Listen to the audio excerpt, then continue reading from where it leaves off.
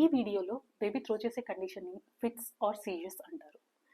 6 నెలల నుంచి 6 వయసులోపు ఉన్న పిల్లలకి ఇది రావడానికి మెయిన్ రీజన్ జ్వరం అవుతుంది. దాన్నే ఫెబ్రల్ సీజర్స్ అంటారు.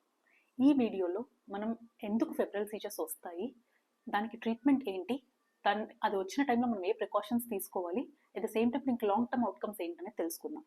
సో ఆల్రెడీ చెప్పినట్టు జ్వరం వచ్చిన పిల్లల్లో 6 నెలల నుంచి 6 వయసులో పిల్లల్లోకి ఎవరికైతే ప్రోన్ అయ్యే ఛాన్స్ ఉందో వాళ్ళకి ఈ ఫెబ్రల్ సీజర్స్ అనేవి వస్తాయి. ఐడియలీ 2 to 4% ఆఫ్ ద చిల్డ్రన్కి ఈ ఏజ్ గ్రూప్లో వచ్చే ఛాన్సెస్ ఉంటుంది.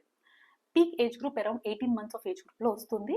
ఇది వచ్చినప్పుడు టెంపరేచర్ మరీ హై ఉండాల్సిన అవసరం లేదు. ఈవెన్ అంటే 100.4 జస్ట్ టెంపరేచర్ స్టార్ట్ అవ్వడంతో ఆర్ 101 రేంజ్లోనే కూడా ఫిట్స్ అనేది రావచ్చు. వచ్చినప్పుడు మనం ఏం చేయాలి? బేబీని లెఫ్ట్ సైడ్లో టర్న్ చేయాలి. యాక్టివిటీని రిస్ట్రైన్ చేయడానికి ట్రై చేయకూడదు. మౌత్లో కానీ హ్యాండ్లో కానీ ఏదైనా పెట్టినా కానీ ఫిట్స్ అనేది ఆగదు. ఐడియల్లీ ఇది 2 to 5 minutesలో ఆటోమేటికలీ అబార్ట్ అయిపోతుంది. Then you take to your nearest doctor or paediatrician, then they will do the needful.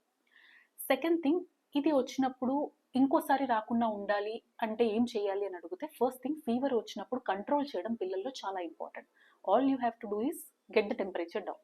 మీరు పారాసెటమాల్ కానీ ఐబుప్రూఫిన్ కానీ ఆర్ టెపిడ్ స్పాంజింగ్ కానీ చేసేసి టెంపరేచర్ని కంట్రోల్ చేయడం ఇంపార్టెంట్.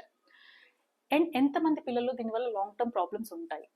సో ఫస్ట్ టైం వచ్చిన వాళ్ళకి సెకండ్ టైం రావడానికి 8% ఛాన్సెస్ అనేవి ఉంటాయండి. బట్ అడల్ట్ అంటే 6 years తర్వాత నార్మల్గా మళ్ళీ అది ప్రోగ్రెస్ అవ్వడానికి జనరల్ పాపులేషన్కి అయితే ఎంత ఛాన్సెస్ ఉంటాయో ఫెబ్రల్ సీజర్ వాళ్ళకి కూడా అంతే ఛాన్సెస్ ఉంటాయి.